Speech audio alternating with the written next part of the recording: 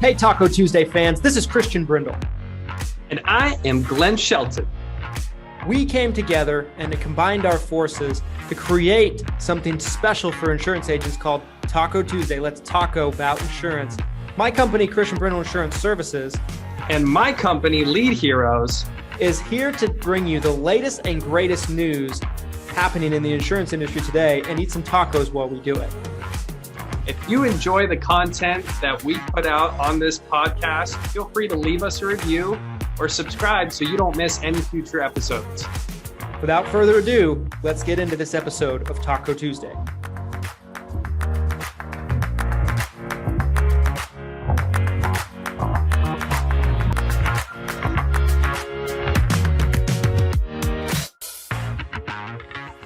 There we go, we're live.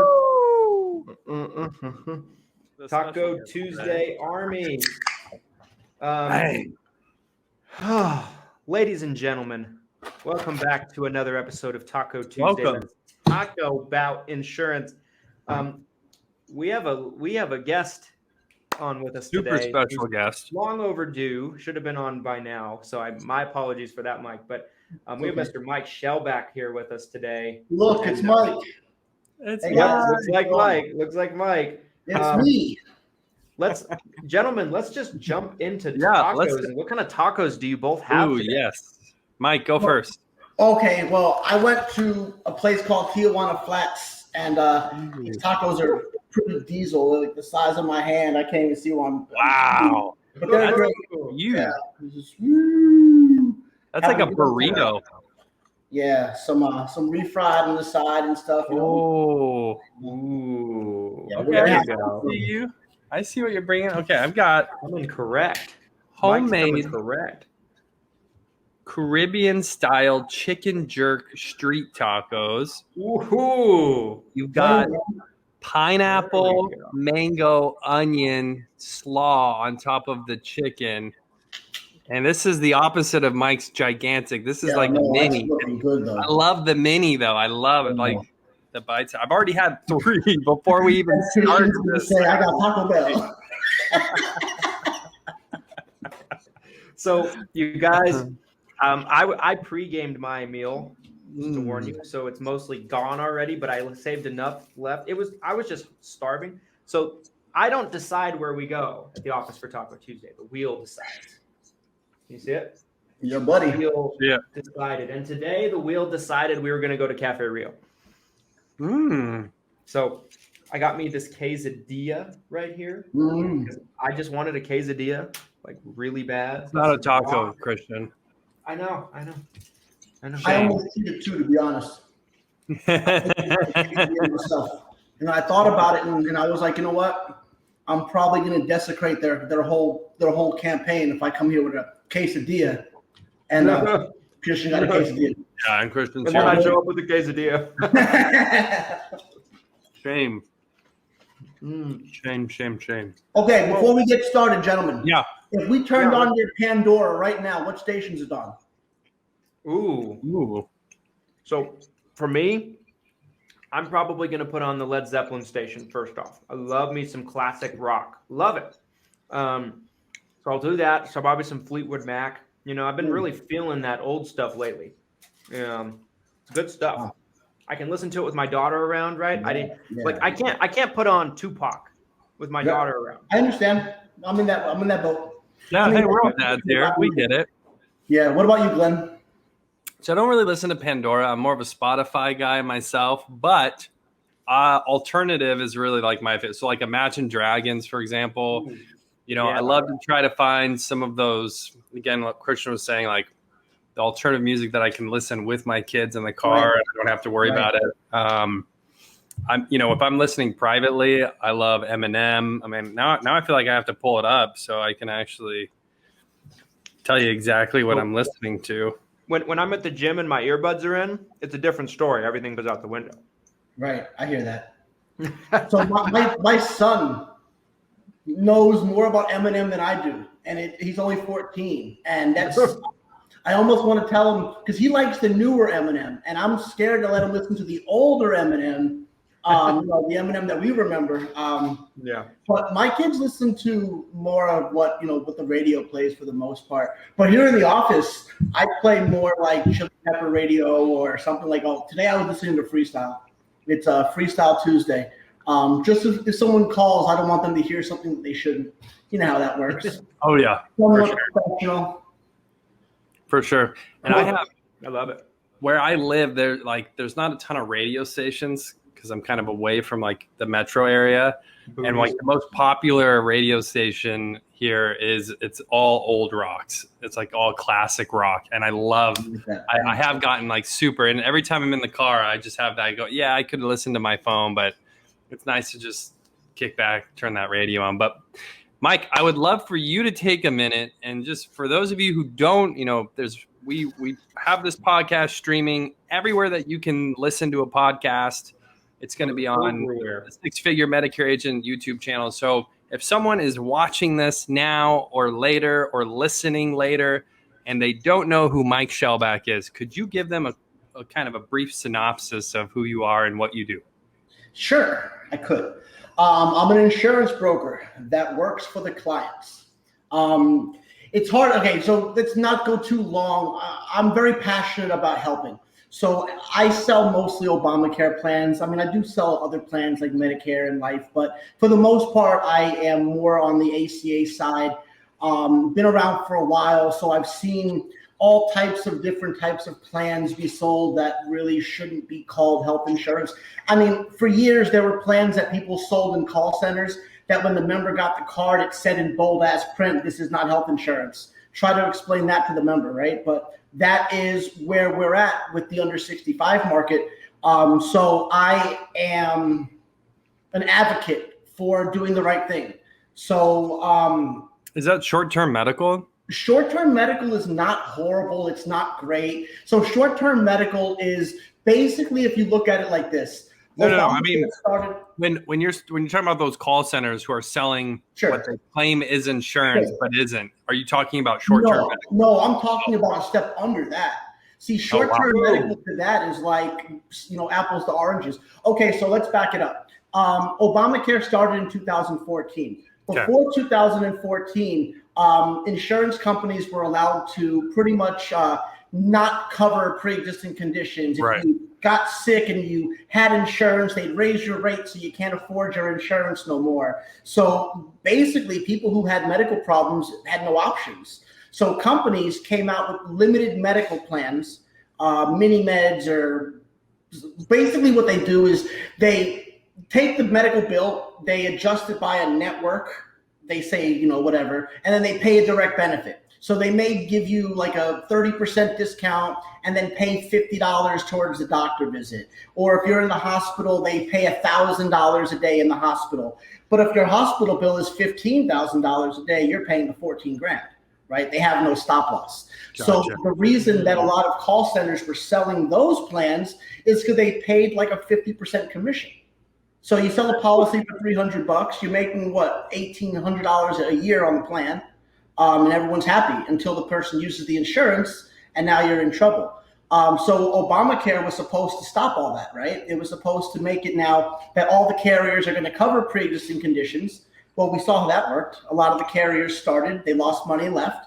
Now you see some of them coming back because they see profits. United Healthcare is coming back, and sure, Christian. And same thing with Aetna. They're coming back this year. But for the last 5 years, they've been gone. And a lot of people are still selling those types of limited medical plans. Then you mentioned short-term plans. Short-term plans operate more like how insurance was before Obamacare. So they have the underwriting, more or less like a simplified issue plan, so a few questions, but they don't cover pre-existing conditions. Now, where that becomes a problem is if the person, let's say, has high blood pressure, they may qualify for the insurance plan, but if they have a heart attack, that company is going to say, we're not covering it. So now you're out of luck, and that out-of-pocket maximum is worthless because no one's going to give you any benefits, right? So that's why if anyone knows me, they know that I don't hold my tongue. And if someone's talking about short-term as the best option for everyone, I'm going to call them out because they're wrong. Not because they're an asshole, and maybe they don't know. You know, maybe the way they were taught was that this is the best option for the people. Obamacare is great. I understand it, and I'm not trying to be argumentative at times, but I guess sometimes I'm from Miami. I mean, we are a little more confrontational. I don't mean to be, but I don't know how. I was thinking about how to explain this, but it's more like I have an on and an off switch. I don't have a mid switch or a calm down switch or I don't ease into shit. So when I see something I don't like, it's full blast, and that's my problem. And I don't do that on purpose, but that's me. My point is, I have a good heart, and I'm here to help people. And when people do the wrong thing, I try to explain it the right way, but I get ticked off pretty quickly because they're ignorant. So at the end of the day, I'm sorry. Go ahead, Glenn. No, so I think this is a good. This is like one of the number one questions I wanted to bring up here because. So I've been in the industry for about 10 years. So that's, life and health. I've been watching all of this very close. What was that? Old man? Old man. I'm just like 2 years older than 3 years older than you.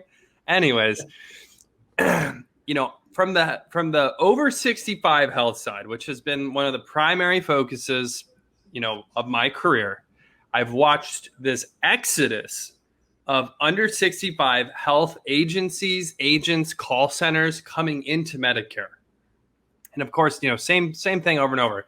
There's no money anymore in ACA. There's no money anymore. And so, you kind of were touching on the history there, which I thought was awesome.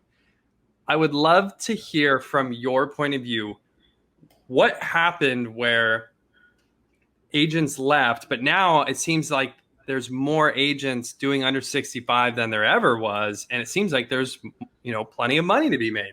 So I'd love to kind of get your synopsis on that. Sure. So when Obamacare first started, it typically paid a percentage of the unsubsidized premium.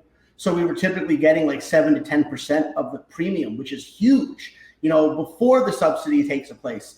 And then when all the agents were leaving, that was because the third year of open enrollment, 16 days into the third year of open enrollment, we get an email that commissions are being dropped to 1%, and there's no more advances. Yeah. Now all the call centers that were getting 9 months of these huge premiums that were paying their agents couldn't do it. So that's why you saw everyone say bye.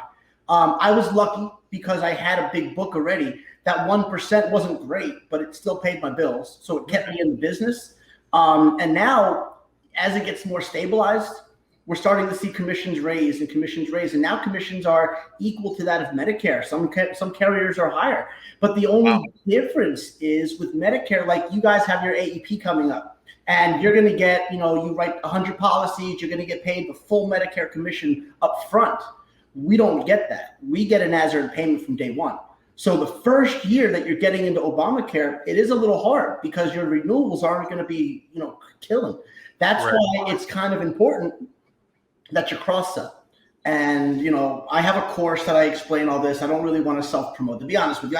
I love what I'm doing. I love the fact that I'm helping, and I'm actually getting some great results. Where can people find that course, man? If they want, it's on Teachables. So let's back up a step. Yeah. Again, my whole goal is to help.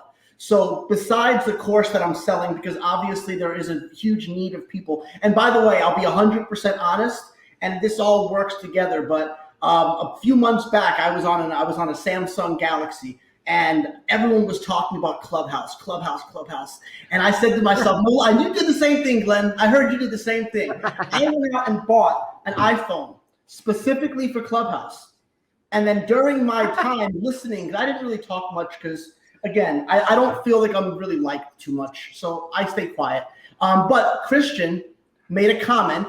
Yep, I have it on the Christian made a comment about there not being any training for Obamacare, and somebody needs to do it. There's very and that lit a friggin' fire under my ass so hard.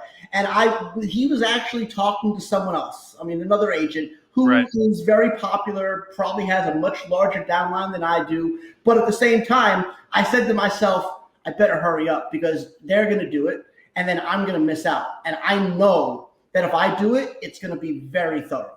And I just started practicing and getting, because you guys. Huge need. No, that's a huge need. I mean, right, Christian? It. I mean, I can probably count on one hand how many people I've seen offer training on under 65, you know. And even more importantly, while I was doing the training, because at first the training was just going to be training. How to write an application, what to do when this happens, and it was all going to be educational. But as this happened, I started getting a ton of business. And I decided to use that as a means of really getting these people going. Like, give you an example.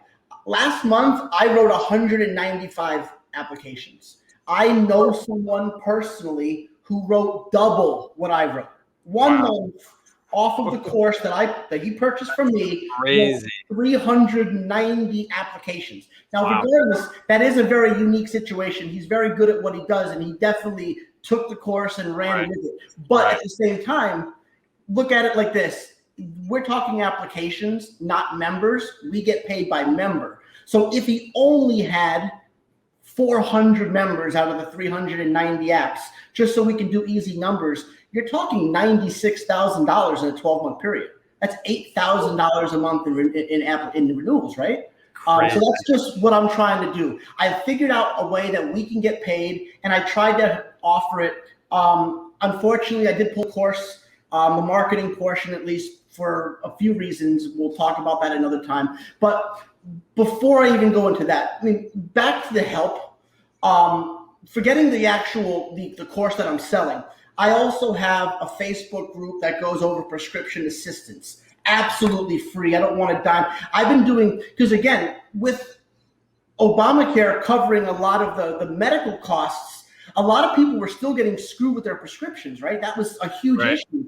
So I started to really do a lot of research into prescriptions, and there's a ton of assistance programs available for people. So I have a group on Facebook called the Prescription Assistance Network.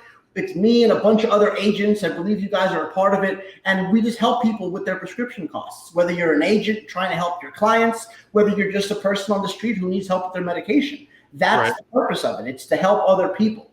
I have a marketplace group that's specifically for helping agents if they have problems with their applications.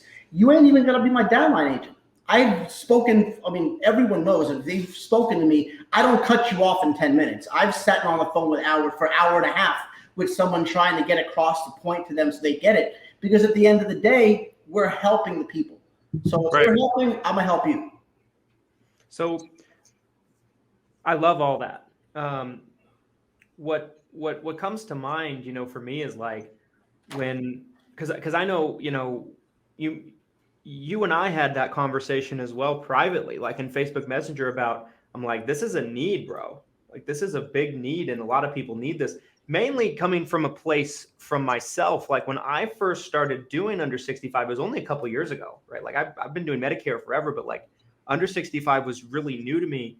And there are some key differences, right? To where like, if you know everything about Medicare and then you get into under 65, there's going to be a few distinct differences that you need to know. Okay, Medicare works this way, but under 65 works this way instead. It's not exactly like that, right? And so there just wasn't like there wasn't a lot of YouTube channels going over it. There wasn't a lot of courses going over it. So I applaud you for taking the stance and putting out the information, because it's a huge need. Like, I know you were probably my main go-to when I first started learning how to sell, because I'd slide in your DMs and be like, Mike, what does this mean? Because I didn't know. And did I ever say anything besides helpful? I mean, my goal, again, you want to help. If you call me, if you message me, I'm going to help you. I will take time out of my day to make sure your client is satisfied, because that's who matters. We don't make, okay, so here's the facts. You have downline agents, they write Medicare, you get a commission. My override on downline agents is $1 per month per member. Yeah. It's a joke. Right.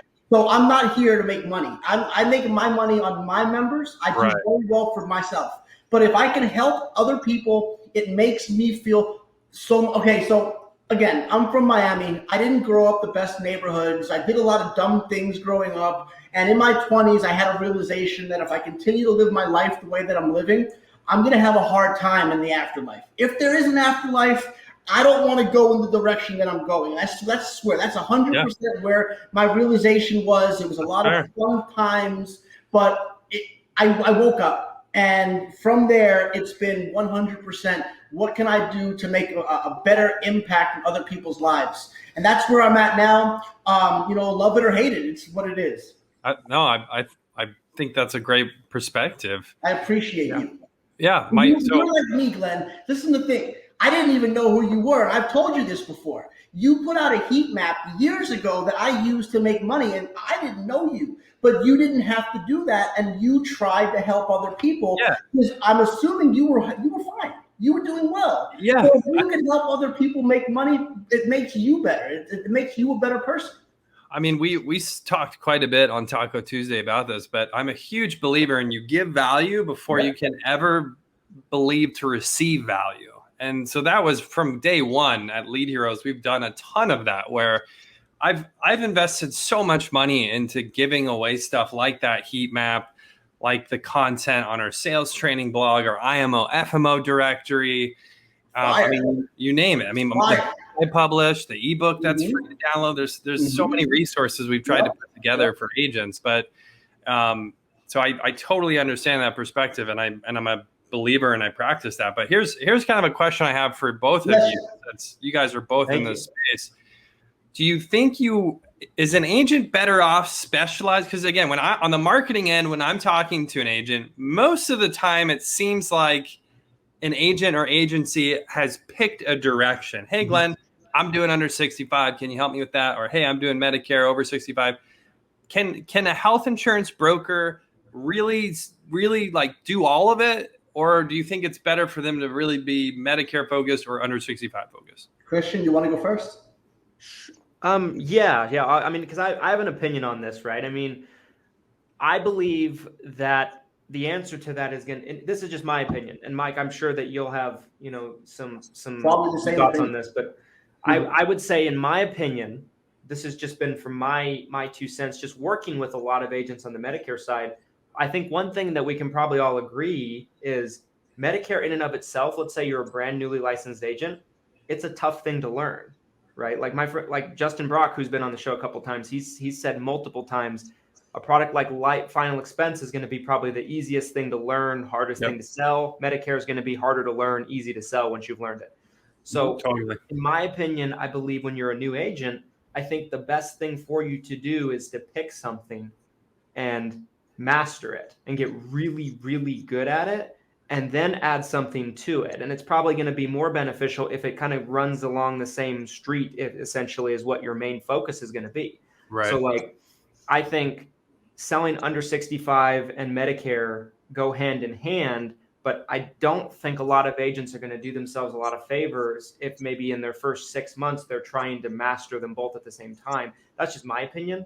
Yeah, I agree. Because I sold Medicare for 5 years before I even got into under 65. Now I probably waited too long. That's probably the other extreme, right?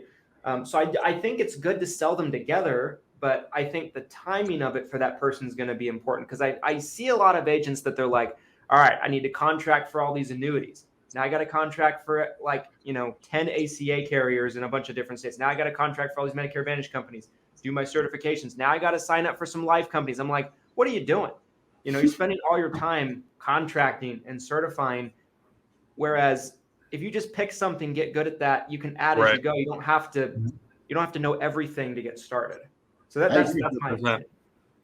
You can't say better. That's perfect. Yeah. I mean, honestly, I started in 2009. I had my license for 12 years now.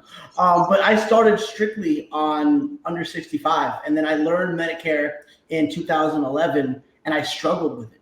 Medicare is hard. I mean, okay, so what I do now is, you guys would laugh. If I showed you what I do now for work, you guys would, I promise you, I swear to you, I feel bad. When I see people that are talking about door knocking leads, I'm like, what the fuck are you guys doing? Oh my God. I'm sorry. Listen, I respect all you guys. You guys have such hustle, such drive. But when Christian was door knocking with those leads in his hand, I was like, bro, no way, man. I mean, so everything I do now is virtual. Like for the most part, people are coming to me via Facebook. Right. They're getting signed up via the marketplace. They get automated messages and they're happy. I don't have to go through a scope of appointment. I don't have to worry about all this other nonsense that people with Medicare are dealing with. And the same thing with, I tried life insurance too. I don't know about you guys, but from what I find, health insurance agents just can't sell life too well. Maybe some of you guys can. I'm sorry if you guys are, I'm sure some of you guys I've never been a great life agent. I find health insurance agents don't like to talk about death. They don't like killing people, where life agents will kill you in a second. If your husband dies right now, and it's like, whoa, what's going on? Yeah, that's what you have to do. All right, Mrs. Jones. Yeah. You say you don't need this. Well, Jerry here, he just died. Oh, listen, I work for one of these FMOs that no one likes, whatever. And I went to the office. You're going to have to be more specific because that's a whole long list. Oh, okay. Well, it's one of the ones that have 3 letters. Whatever. My point is they would go into the office and they would talk about how they made someone cry and how that's an accomplishment. And I'm feeling horrible for this person because to me, I'm thinking logically.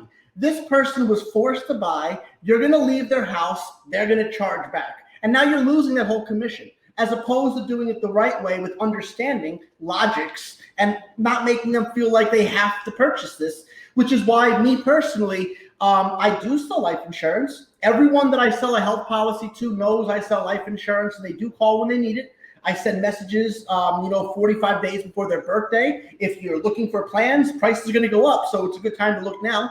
And it works, but I'm not really out there pummeling people, trying to make them buy. That's right. Well, and so on that note, another question I wanted to ask you today, Mike, was, is there a renaissance essentially happening because of COVID? Because you have essentially the pandemic. It was almost twofold for the under 65 market, right? You have a bunch of people who need health insurance. And on the flip side, they're losing their health insurance because they lost their job. Yep. And it's been like SEP for 24 months almost. Yeah. So basically, as far as COVID's been, I mean, I almost feel bad. It's like my dog passed away a few weeks ago. And that's sad. It's horrible. But it's given me an opportunity to move into places that I wasn't able to move into before. So I almost feel bad for being happy that I can move into a different place that allows, he's a pit bull, so it's kind of hard. It's the same thing with the health. And now, I mean, people are unfortunately just all over the place. COVID made me a lot of money, because everyone needed insurance. Everyone was thinking about insurance. And the government gave us a special enrollment for 6 months? Everyone was qualified. And now if you look at it like this, you lose your coverage, you're going to get 60 days to get a plan. But they just announced that if you got unemployment in 2021, just 1 week of unemployment, no matter what your income is now, you get an SEP and you get the top tax credit. So let's say you had unemployment from December to January 15th. That's ridiculous. And then you got a job that pays you $700,000. You still get a free insurance plan. That's what it is. Up, bro. So that's part of this. So that's what I'm doing now. And on top of that, the recent stimulus bill had that what they call the American Rescue Plan that increased the tax credits that people are currently getting. So the only way of actually getting the savings up front is by rerunning the application. I hear they're going to do it for them eventually, but basically, if you, let's say, paid $100 a month in January, there's a possibility in July your policy went down to zero. So literally, those people are saying, hi, sign me up or help me get this lowered cost, and that's open money. With ACA, it's not like Medicare where, let's say, you know how it works. You talk to someone who has WellCare, you sign them up for a new plan, or you're going to become their agent. You got to get them to sign that letter. ACA is not like that. I go into the application and make a change on the application. I'm the agent. That's that easy. There are carriers like Anthem that require the AOR change, but if you're marketing correctly, you're not marketing for Anthem. You're marketing for the carriers that you can slide in, help the client, and get compensated for it. Makes sense. Yeah. I've got a question for you, Mike, that I was interested to kind of get your take on. So other than you kind of touched on it at the beginning of the show about essentially, you know, people pitching products as insurance that weren't really insurance. But I mean, the more and more that I learn Christian about Health Share, is that where this is going? Christian Health Share? No. We should talk about that too, though. But continue. Sorry. I'd love to talk about that, but Yes. The more and more though I learn about under 65 health insurance, as I kind of get into it more in myself, and we do more policies and things like that, I have seen that there's a lot of sketchy shit that goes on in under 65 health insurance. Other than what you explained earlier, I think it might have been you that said this. It might have been somebody else. I don't remember, but like I've heard of agents that just go in and change agent of records without the clients even knowing about it. Like, why is there so much sketchy shit that goes on in under 65? Because the government handled it and did it wrong. The whole idea behind the marketplace, it doesn't seem like it was made by insurance personnel. They have no idea what's going on. So it's all backwards. Yeah, you're right. So here, check it out. You know how you can buy a list? Check this. Oh my God. Right. You know how you can buy a list of people that are turning 65. Right. You can buy a list of people that are under $25,000 in a certain zip code too. Right. And then you can just run their names into the system, and if they have an application, you can take it over. Chances are they're getting their insurance for free, so they're never going to know the difference. That's just horrible. That's just horrible. It really is, and unfortunately, it happens. Crazy. So I enroll a lot of people. I'm not just boosted, but it's really what it is. Right. I enroll a lot of people who say, I don't know if I have insurance. I check. They've had insurance since January, but the person who enrolled them changed the email on their system. So now all the emails go to the agent and not the client. So if somebody goes in and makes a change, the agent is notified, and then they go back in and refix the client so they get credit for it. Because at the end of the day, it's about their pocket, not about the about the client. Which, again, if you want to piss me off, there's two ways you can piss me off ultra quick. Tell me you're disappointed in me, and I'll tell you off quick as fuck.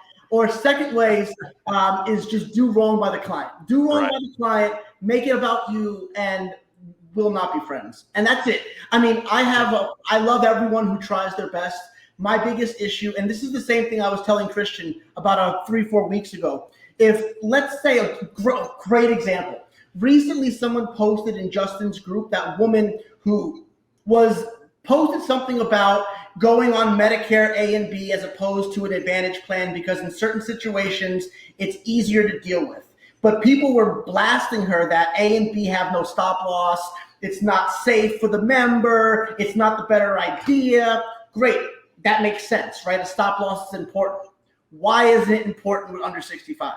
That's what the question is. Why is it okay for someone to sell a plan that doesn't have a stop loss? Because at the end of the day, members do get $100,000 bills. They do lose their house. Health insurance is besides your mortgage, is probably the most important purchase one has. Really, I would agree, right? I mean, if you have a broken arm, you want to make sure you're covered. If you have a deductible, you want to know what it is. I mean, it's simple as that.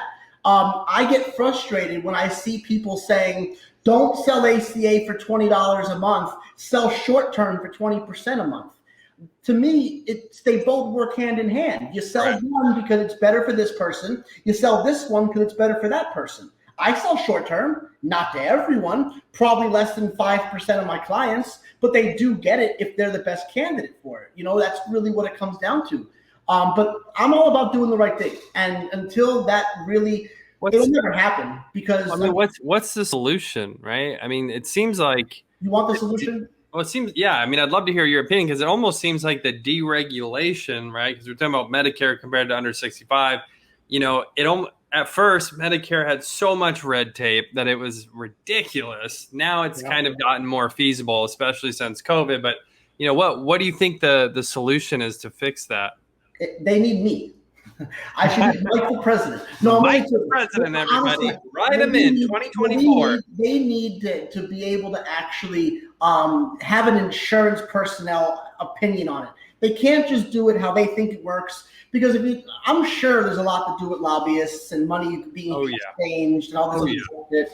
And it's a shame because, again, this is important. And I take my job extremely serious, not because of the fact that we make good money, but because of the fact of what we can potentially do. My goal is to do the right thing. And that I can't stress that enough. And I don't know what to do. I guess I'll continue to call people out that are doing the wrong thing and making no friends, making more enemies than anything else. That's not really true. I only have a few people that don't like me, but it seems like it's all the big hitters.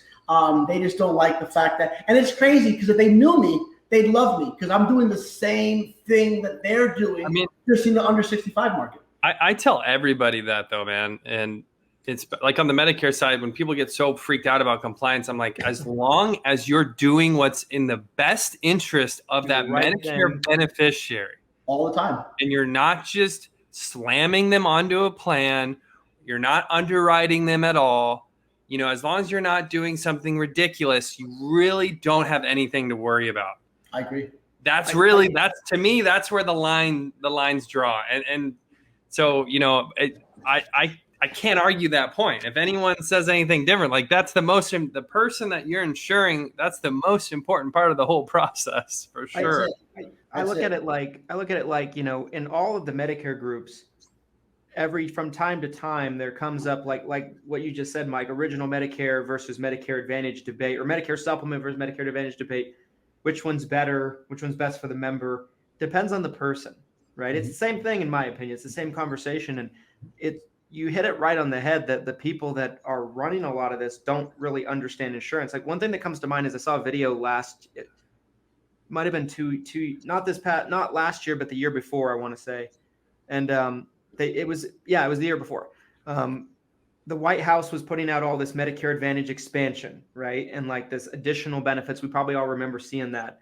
And I'm not getting political with any of you guys, so just hold your horses. But I'm going to say a name, right? So Trump did something at the White House. He said it. We're going to be demonetized now, guys. But anyway, but he did something at the White House, and he was given an example of how Medicare Advantage did all these great things for these seniors, because he was promoting Medicare Advantage, and he brought up like 2 or 3 straight people that clearly had med subs. And they're like, I never paid anything. I had 100% coverage. And I'm sitting there watching this video. I'm like, oh shit. He doesn't realize the people he's bringing up are counteracting his argument. He doesn't even realize what they have. He doesn't the people that are making a lot of these decisions are not insurance people. I couldn't have said that better myself, because that is such a good point that doesn't get talked about enough. And it's scary. That's scary to me. The president doesn't know the difference between those two. I mean, nobody. Outside in the only seniors that I feel like you encounter who can tell you oh, this is a supplement plan, this is a bit. It's those seniors like my mother who spend hours and hours research. My mom's not turning 65 for 3 years, and she already is I would get a Plan G. And I would do it through this company. I'm like, Mom, what? I'm like, why do you even care about that right now? and keep in mind, here in South Florida, I enrolled my father in an Advantage plan, because here in South Florida, he gets $110 back on his Part B premium. He has a $2,000 out-of-pocket maximum. He has a $0 copay to the doctor, $50 a day in the hospital for 4 days. It's ridiculous. And the med sub prices are $190 to $250 a month. I mean, it just doesn't make any sense. But you're right. It's all depending on the person. Yeah. Unfortunately, with my clientele, being that most of them are lower income, they're not going to be able to, pay the sub prices. Most of them are going to get a Medicare savings plan. So, the reality of it is you got to learn your game, your niche, because these people depend on what we know. I get phone calls all the time that are, have nothing to do with my clients, but I want to make sure that these people are in the right position, because the last thing you need is a problem with one of your clients when they're in the hospital and shit's not covered. Because I don't know about you, but those lawyers call, and the Department of Insurance will call, and then shit gets crazy, and then fines will come. And then here's the truth. If you have a problem with your license, you will explain that problem for the rest of your career. I don't care if it's 20 years later, you're going to have to explain how in 1983 you did such and such a thing because you didn't know any better. It doesn't stop. I still, to this day, I have an issue that happened when I first got my license. It's sitting in a call center, selling a deal in a state I wasn't licensed in. I had no clue. I was on a damn dialer, Yep. And then next thing you know, I was getting fined. And to this day, I have to explain. I have letters of explanation I have to send. Right. I have court documents. It's a nightmare. And all you got to do is do the right thing. You'll never have a problem. Yeah. I mean, there's a call center I work with, and they got their wrist slapped. They got a fine. And I think it was exactly the same situation. I think one of their agents wasn't licensed in the state. They're licensed in like 40 states. They got like 100 agents. Obviously, having one agent slip through in one state, it can happen. It's usually a click of a button on the dialer that opens that one state up to the other agent, and it's an accident. They don't realize it's not done yet. And the agent has no idea because they're typically just reading a script, and they don't. I didn't know the state the person was in until the sale was already made. And to be honest, I didn't even know what states I was licensed in because they handled all of it. Mm-hmm. Yep. No, 100%. I'd like to bring up the renewals with that agency was over $1 million a month, which is why people sell that crappy under 65 shit. Right. That's why. Right. They're chasing the money, right? They're chasing. I should mention, I believe he's in jail right now.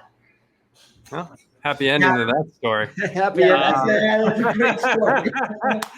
I want to talk. We've got just some health insurance giants here on Taco Tuesday to you guys, and I want to talk about the elephant in the room here that we haven't gotten to yet, and that is the one payer system, Medicare for all. Oh goodness.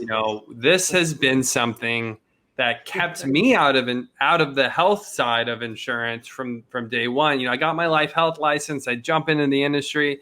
Everyone and I'm, I'm wet behind the ears.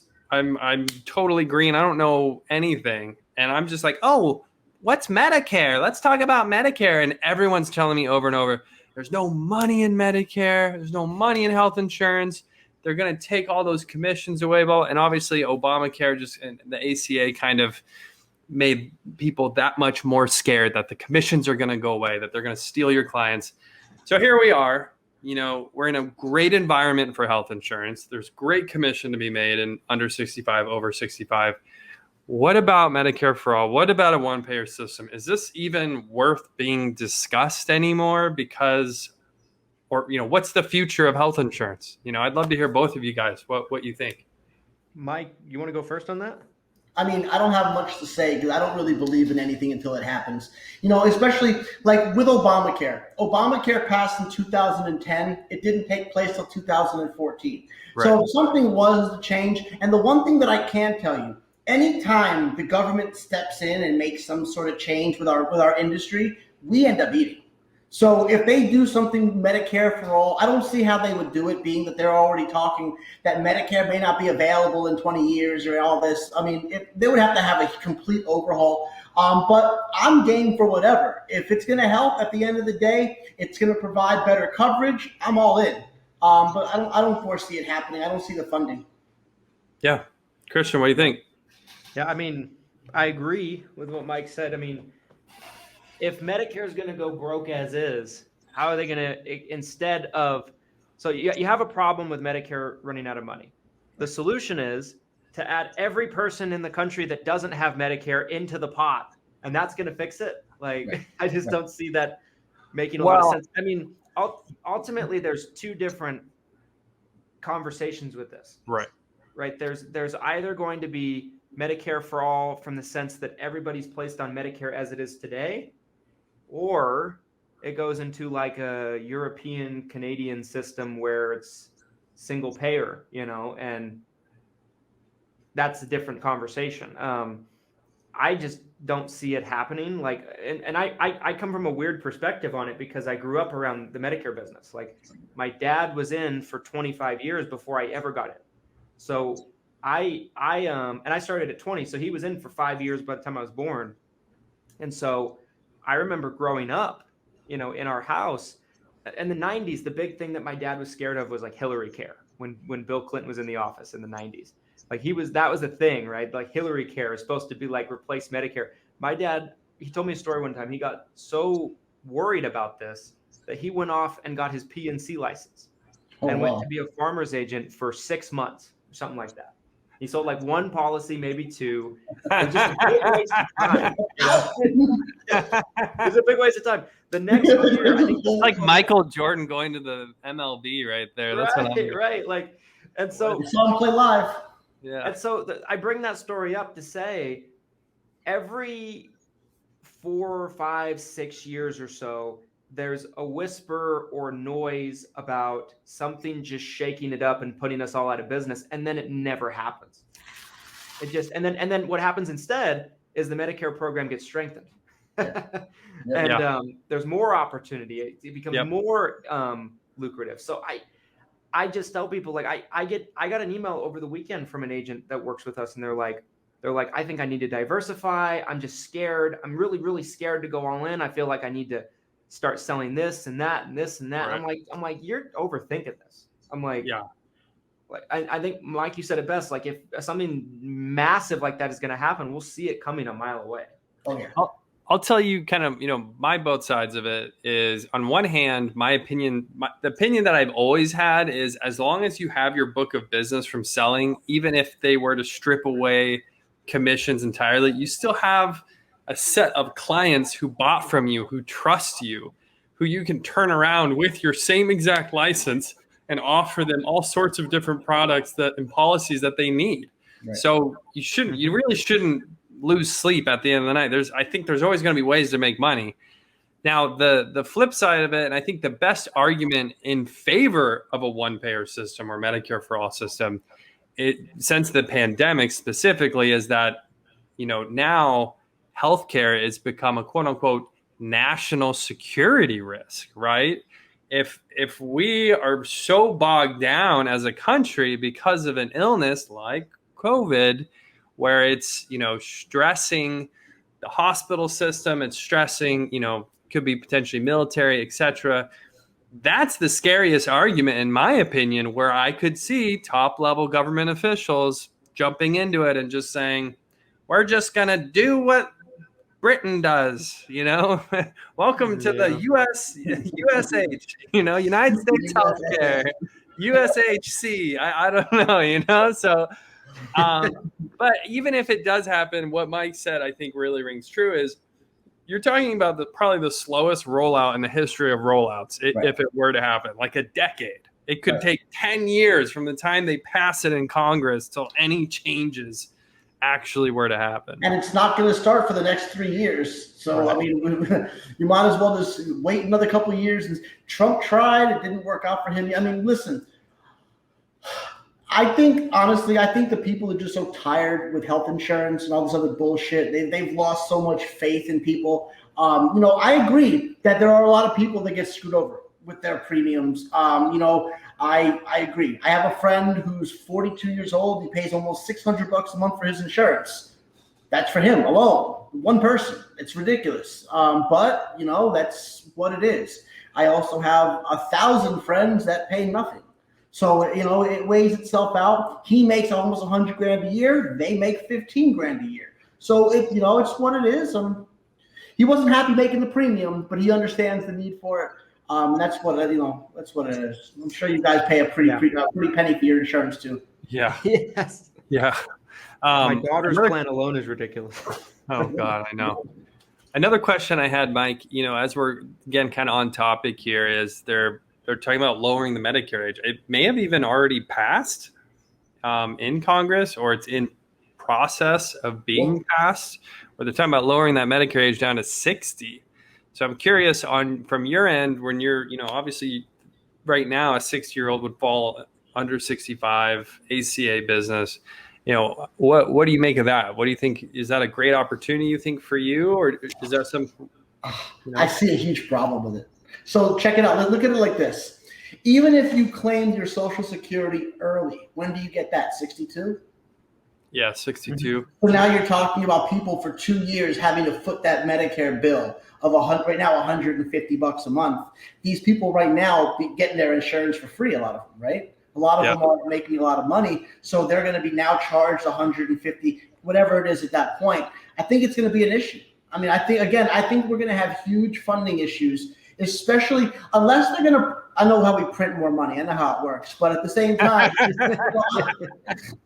isn't it crazy that we talk about how much money issues we have, and they can just go back there and turn the machine up higher and I do like all the a huge portion of the money that's circulating right now has been printed within like the last 10, 20 years, something like that. It's crazy. 40%. This last stat I saw is almost 40% has been printed in the last 18 months. You know what I'm saying? That's my point. I knew the numbers were crazy like that. It's insane. That's disgusting. It is. Insane. And then, I'm not trying to, again, I'm not political. You'll never hear me talking. I think everyone's funny. They're all funny to me. I don't believe in any of it. But if we really just left all that military equipment like they're saying we did, how much money did we just throw in the trash? You know what I mean? And now we're having a problem with homelessness, with people not getting their insurance, people on Medicare. Oh, they're not going to have Medicare in the next 20 years.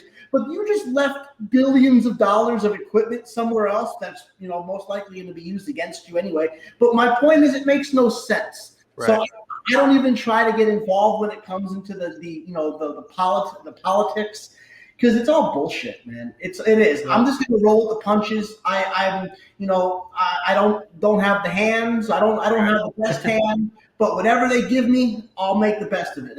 I love the great attitude to have. Now, Christian, you mentioned, adding all these people to the pool of Medicare. That's just going to exasperate the problem, essentially, right? Mm-hmm. But if you're putting the young, healthy people in, right, which I thought that was kind of the idea when they were lowering the age, right?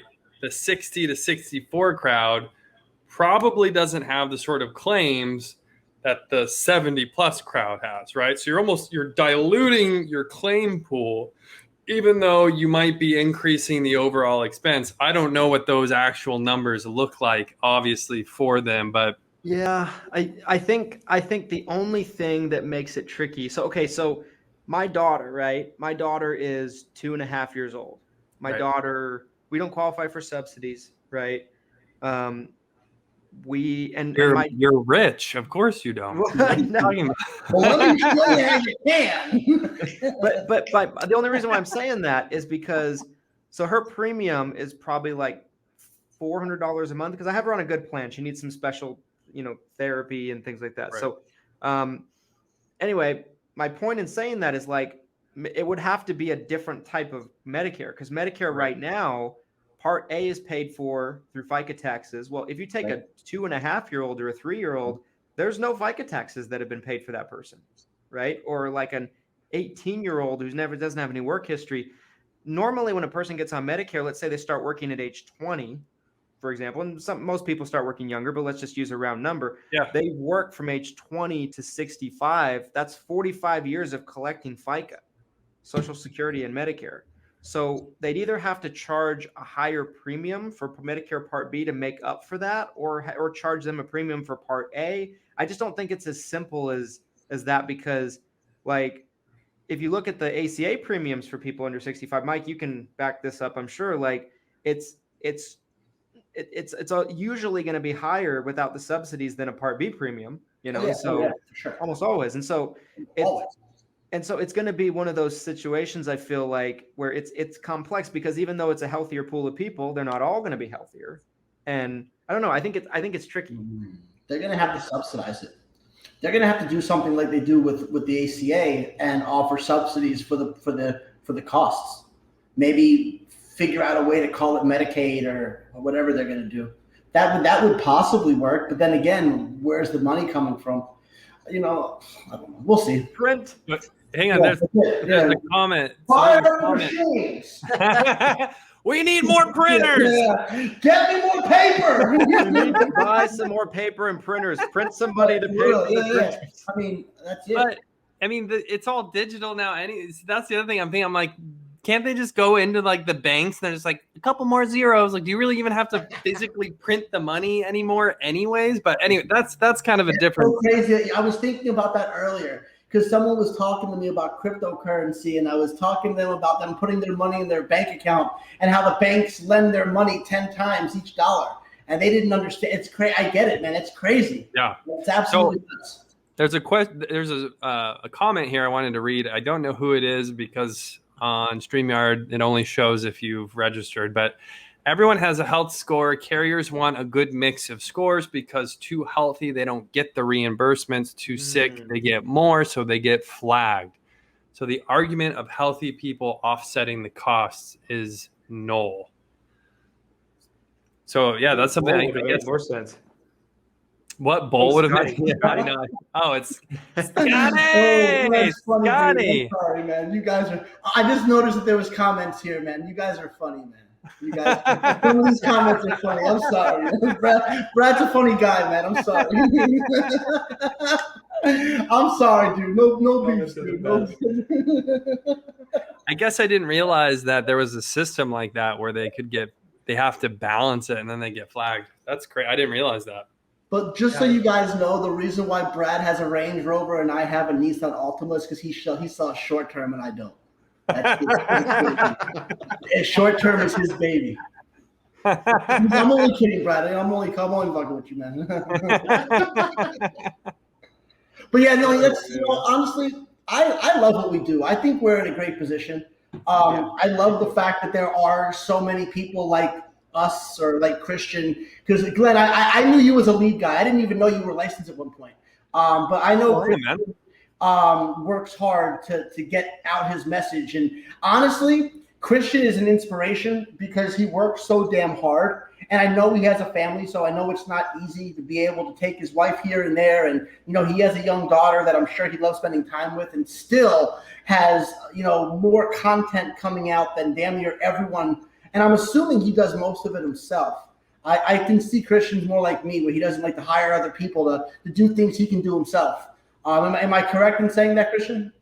Well, first of all, I appreciate you saying that, Mike. That's true. I appreciate that. I mean, so I did I did probably 70% of all the video work for the last 2 years, and our admins would help from time to time when they could, but wasn't really their job.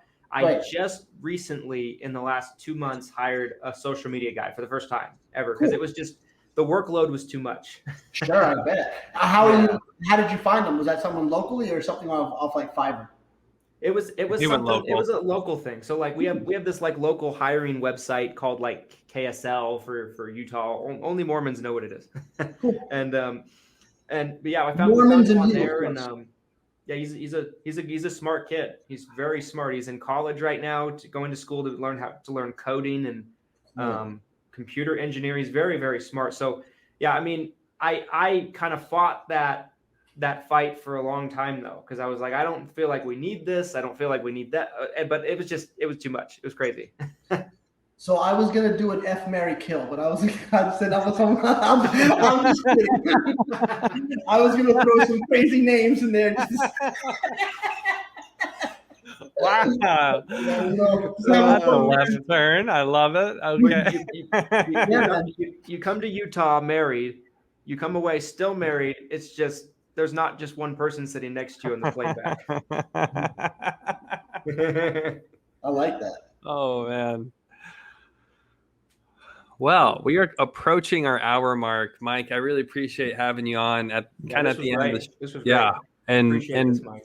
Yeah, like I said, I was telling Mike before we even got started, I was like, I have so many questions because, I've sold Medicare before, I've sold life insurance before, I've never sold an under 65 health policy before. So I had so many questions I wanted to ask. I feel like we got through pretty much all of them that I can think of. But we like to do kind of final thoughts. So Mike, any final thoughts on anything we talked about or we didn't get to or anything else? Before we do final thoughts though, Mike, what is the best place for people to connect with you? And is Absolutely. it your Facebook group? Cool. What is And mention your training, bro. Mention I want people to have your training. Let's do it. Okay, so I'm on Facebook, Mike Schellbach. Look me up. I guess you'll find me tagged in this video. But I have my website is marketplacemastery.teachable.com. It is an amazing course that is based on all ACA needs. And if you've heard about my marketing course, that isn't really available. If you hit me up and we get along, we'll work something out. But again, marketplacemastery.teachable.com. By all means, join me on Facebook in Marketplace Mastery, the group. I also have the Prescription Assistance Network, which is another group. My email is mike@yisbenefits.com, like your insurance solution, which is the name of my company. Long story short. So long story real short is my former company was called Your Insurance Solution. When I separated and went my own direction, I rebranded as YIS Benefits. But I like the way Your Insurance Solution sounds, so I DBA'd that too. So I'm back, Your Insurance Solution. But yeah, let me know anything I can do to help you out. I don't want your contracts unless you need me. But for the most part, I'm not necessarily trying to recruit you. I just want to, if you need help with it, let's make it happen. It's been tremendously valuable for the ones that have purchased it. I really haven't gotten a bad review. And if I have, I would probably be honest and tell you. And I challenge anyone who had a bad review to let me know, because I haven't heard one of them. Yeah, that's it.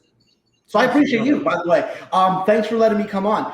I believe that this originated because me and Christian were talking about something where it was more on the line of just righting the wrongs of our industry. You know, a lot of I don't think people are necessarily trying to be wrong. I don't necessarily think that the agents that sell limited medical plans do it because they're trying to be malicious. Some of them are. But I don't believe all of them. I believe some of them are really just trying to make a dollar for their family, and this is the way they were taught. Just like if you work for Primerica or one of those other companies that people don't really like too much and you're just selling the same thing, you don't know any better. So you're going to defend your product and it's the best for you, and that's what it is. My job right now is to inform you agents that there are better options available that you can actually sell and make a good living. My renewals are fat. I mean, I'm doing all right. And I can assure you, this is a God's honest truth. And I did a training about a year and a half ago where I had to show my Health Sherpa account. And this is no lie, because I used to put everything in my ex-wife's name. My Sherpa account had 60 clients on it. And I was so embarrassed to do a training because it looked like I had no business. Right. So they're looking at, and I'm trying to show, I know what I'm doing. And then just 18 months later, I'm at about 1,450 members. So, right. And I'm not doing anything special. I'm not the best salesman. I go through everything directly, but my marketing is getting people to raise their hand and ask for insurance. And I'm just signing them right up. They're giving me their referrals. Everyone loves what they're doing when they're getting paid. And then when you're doing the right thing, you can sleep better. Yep. That's it, right?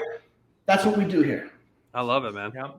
Love that. I love it. Definitely, guys, hit Mike up if you need help with under 65. Stop selling, start helping. Ooh, right there on the wall, you guys. I love That's sick.